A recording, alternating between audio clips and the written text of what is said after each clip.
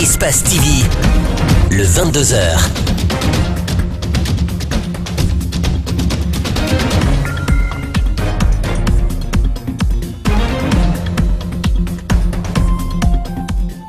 Bonsoir à tous. À la une de l'actualité ce soir, commémoration ce 22 novembre de l'agression portugaise dont la Guinée fut victime. Une date historique qui n'est malheureusement pas dans le calendrier de célébration des autorités. Nous avons rencontré des témoins de cette agression. Vous les entendrez dans ce journal. Rassemblement devant le siège de l'Union africaine pour dénoncer l'esclavage des Noirs en Libye, un pays en proie à une instabilité et le trafic humain. Au Zimbabwe, la page Mugabe est tournée après la démission de celui-ci au pouvoir depuis 37 ans. L'annonce de la nouvelle a provoqué des scènes de liesse à travers le pays.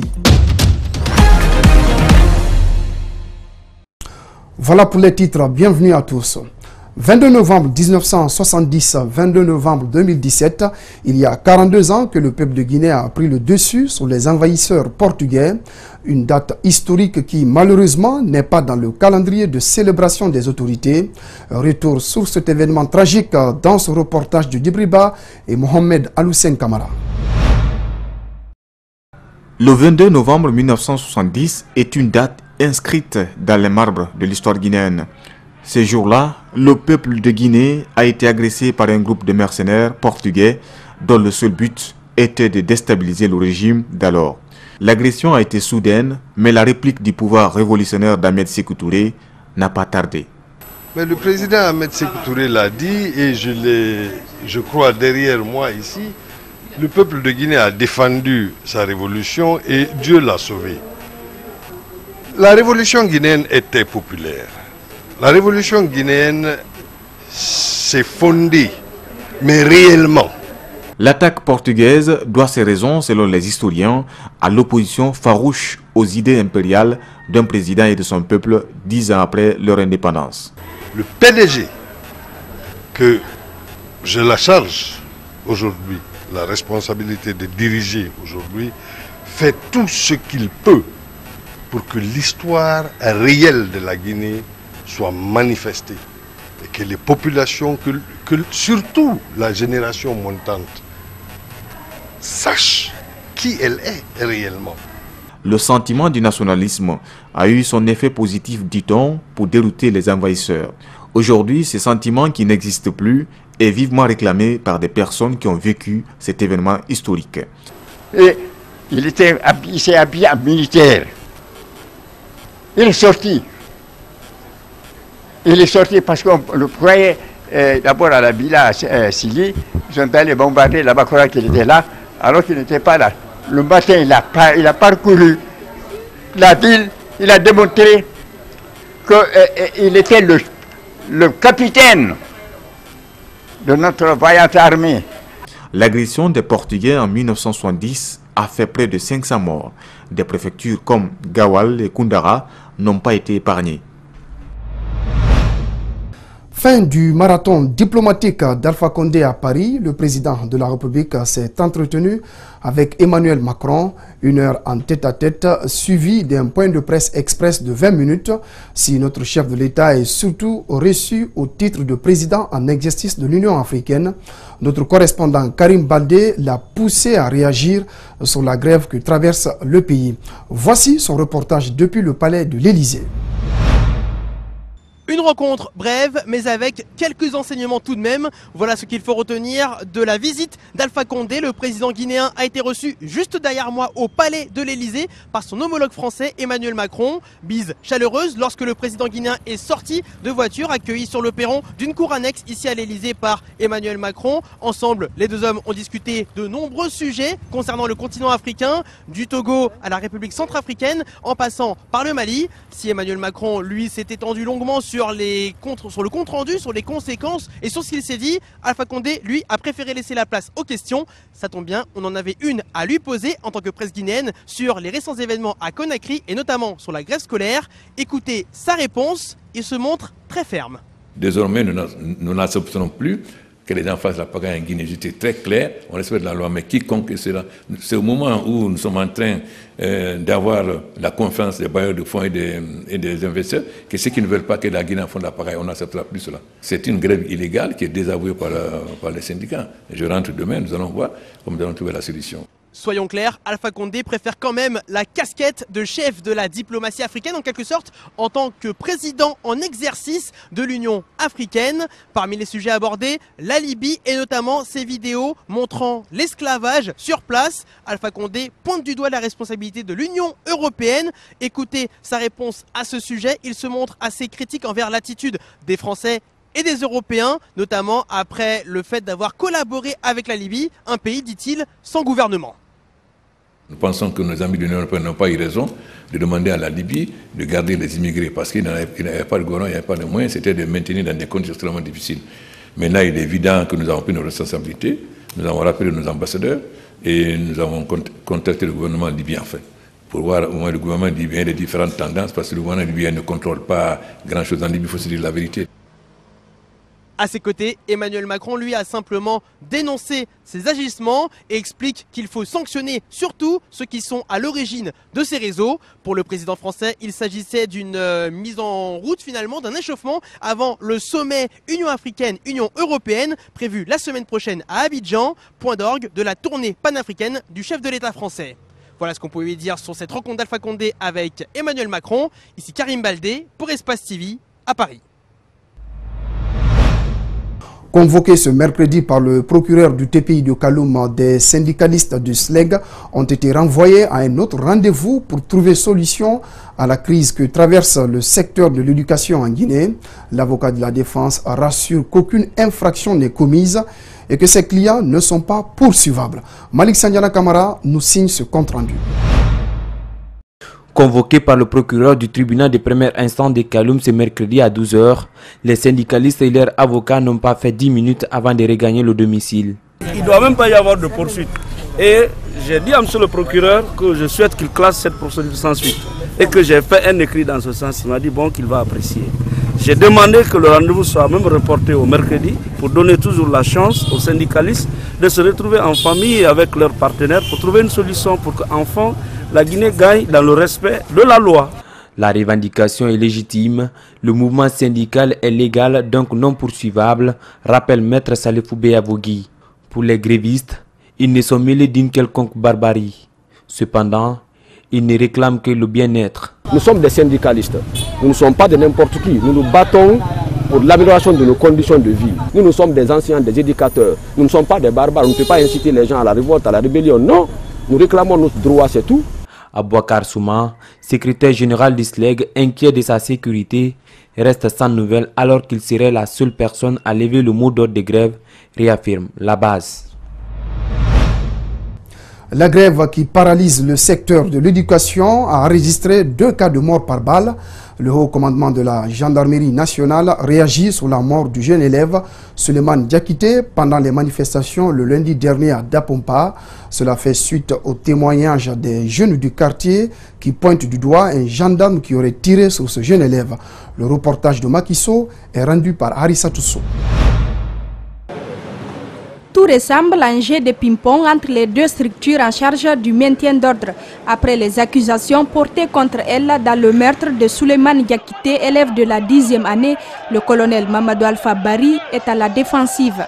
Aujourd'hui, il y a vraiment des choses terribles qui se passent en République de Guinée. Je pense que le moment est arrivé, au lieu que les gendarmes ne disent les gendarmes n'ont pas tué, les policiers disent non, les policiers n'ont pas tué, les civils disent non, nous on ne détient pas d'armes. Je pense qu'on devrait conjuguer les efforts pour essayer aujourd'hui de donner du tonus, encore une fois de plus, à la justice. Quand elle est forte, je pense qu'il y aura quelque part des gens qui vont se retenir. Comment diligenter une enquête alors que c'est la gendarmerie elle-même qui est incriminée? Le colonel Alpha Bari pense qu'il revient à la justice de faire son travail. Je pense qu'il y a une enquête qui est ouverte déjà. Si les gens, ce qu'ils disent, c'est vraiment réel, parce que le jeune Diakité qui a été tué au niveau de Dapompa, c'est notre fils, puisqu'il habite dans la concession d'un gendarme, je pense que c'est nous qui perdons en ce moment. Pourtant, un citoyen rencontré sur les lieux le jour du meurtre indique que l'auteur est bien un agent de l'escadron de Dabompa qui répond au nom de Koba. Toujours avec cette grève, à l'Abbé, il n'y a pas eu de cours dans les établissements scolaires et professionnels ce mercredi. En guise de protestation contre les morts de manifestants à Conakry, des élèves ont érigé des barricades, brûlé des pneus au rond-point Hogomburo et ils se sont transportés à la devanture de la direction préfectorale de l'éducation où ils ont exigé la reprise des cours. Suivez cette correspondance d'Alpha Ousmane Ba. Les principaux établissements scolaires publics et privés de l'Abbé, restés en marge de la grève déclenchée à Conakry jusque-là, ont boudé à leur tour les classes ce mercredi 22 novembre 2017. Les membres du SLEC de l'Abbé décident ainsi de soutenir leurs collègues de Conakry suite aux arrestations de ces derniers et aux cas de morts enregistrés. Beaucoup d'élèves ont été surpris ce matin de l'absence des professeurs dans les écoles. Jusqu'aux environs de 9h30, le cours s'est déroulé très bien à l'école normale des instituteurs de l'Abbé et au centre de formation professionnelle CFP.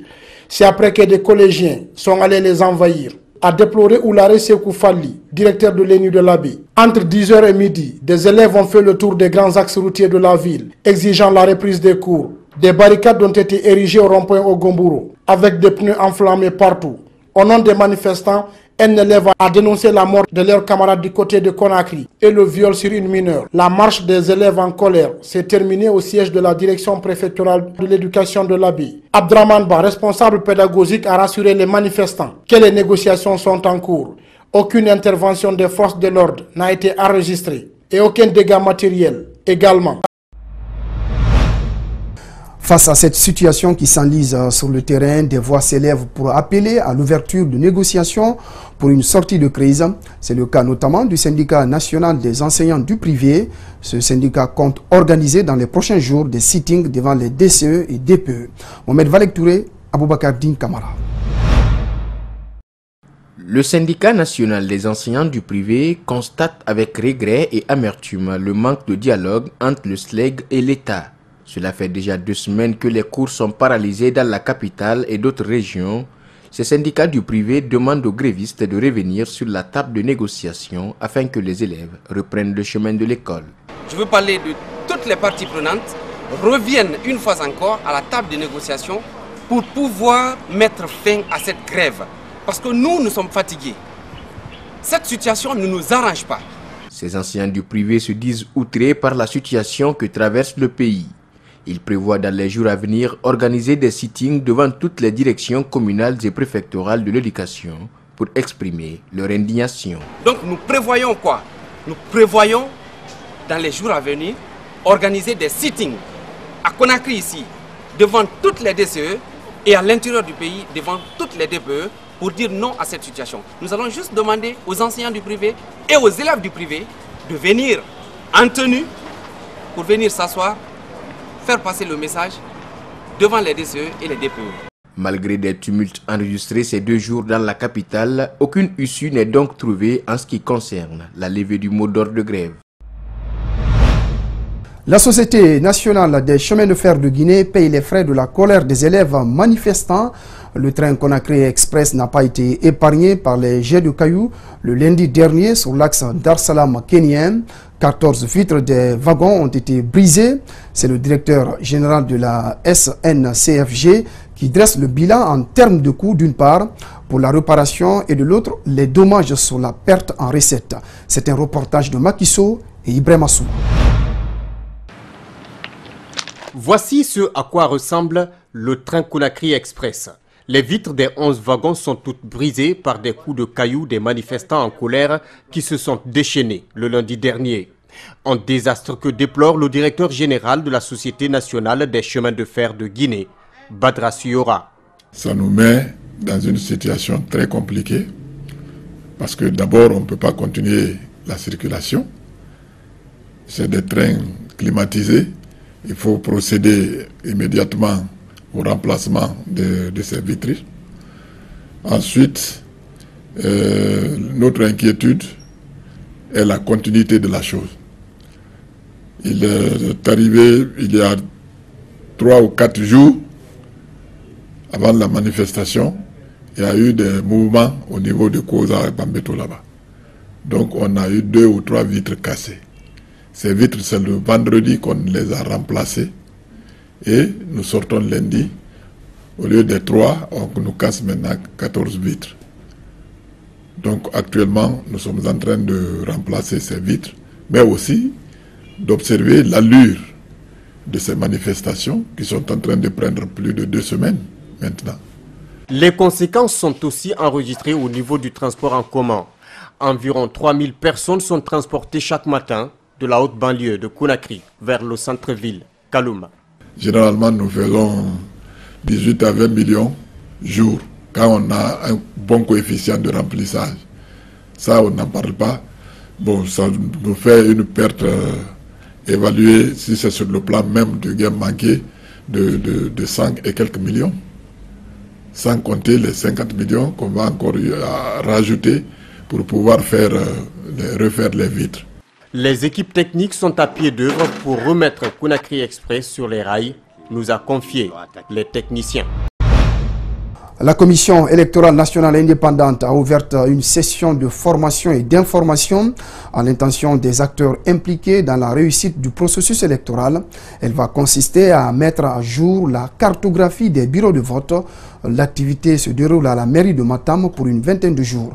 Le compte-rendu de Malik Sandiana Kamara est rendu par Mamadou Sadio Baldi. L'objectif de cette mission est d'améliorer, mettre à jour la cartographie des bureaux de vote. La CENI s'est engagée de rapprocher l'électeur de son lieu de vote, aussi réviser les fichiers pour le bon déroulement des élections communales et communautaires prévues le 4 février 2018. Le nouveau code révisé dit qu'il faut ramener les bureaux de vote de 1000 à 600 et au niveau des districts, ceux qui sont à 10 km, les ramener à 5 km et dans les communes urbaines de 5 km à 2 km. Donc pratiquement, nous sommes dans ce schéma et nous voulons que ces élections communales se passent dans les bonnes conditions. Le code électoral révisé, en son article 39, exige que le nombre d'électeurs dans un bureau de vote ne devrait dépasser 600. Cette opération vise à respecter l'esprit de cet article. Donc nous finissons le 10 décembre et ensuite nous allons nous atteler maintenant, si le fichier est assaini, et nous allons procéder à la production des cartes d'électeurs. Comme dans la commune de Matam, la CENI devrait tenir la même activité dans 342 communes urbaines et rurales. Ensuite, lancer le recrutement des informaticiens et juristes pour la gestion des candidatures à partir du 6 décembre. Une marche pacifique contre l'esclavage des Noirs en Libye a été organisée ce mercredi à Conakry. Le cortège est parti du ministère des Affaires étrangères pour se terminer devant le siège de l'Union africaine. Un discours a été prononcé par des députés pour dénoncer la traite négrière en Libye. Mamadou Kalisso, Amara Alex Silla. L'esclavage, non! L'esclavage, non! Ils étaient plusieurs dizaines à avoir rallié ce mercredi le siège de l'Union africaine pour dénoncer la barbarie dont sont victimes les jeunes noirs en Libye.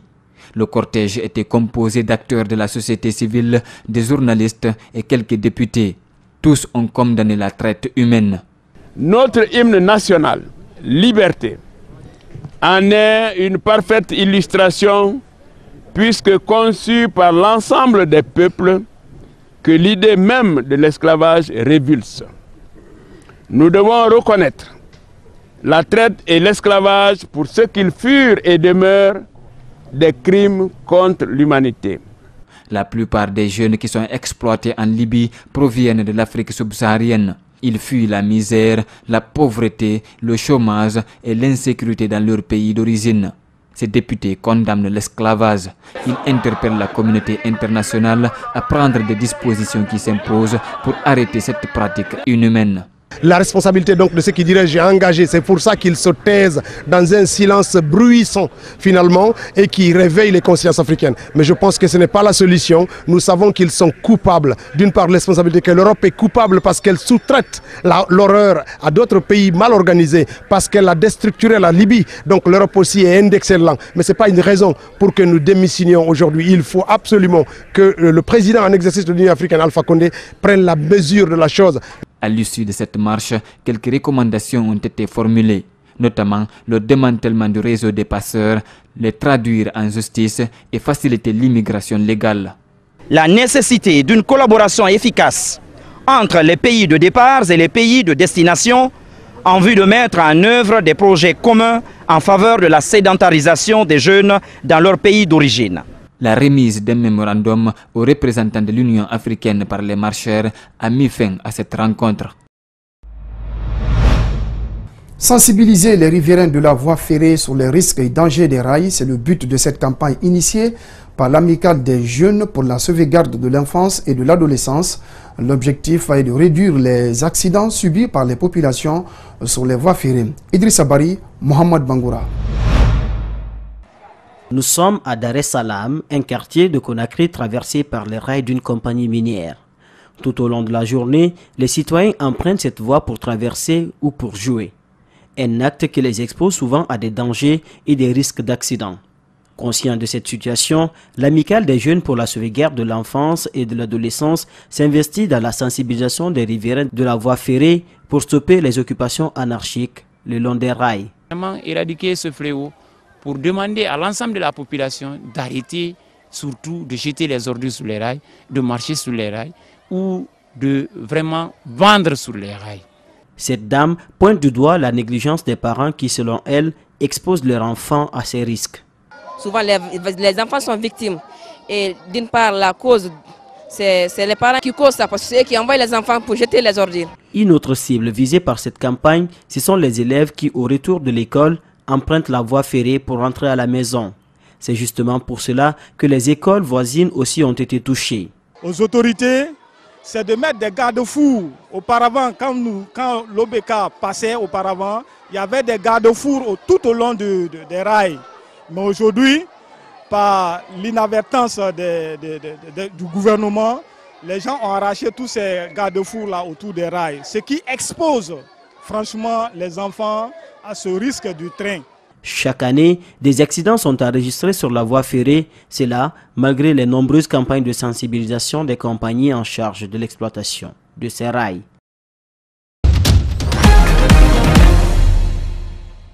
C'est la fin de ce journal. Merci à tous de l'avoir suivi. Merci aux équipes en régie et en édition. Ce journal est à retrouver sur notre site espacetvguinée.info. Excellente soirée en compagnie de nos programmes.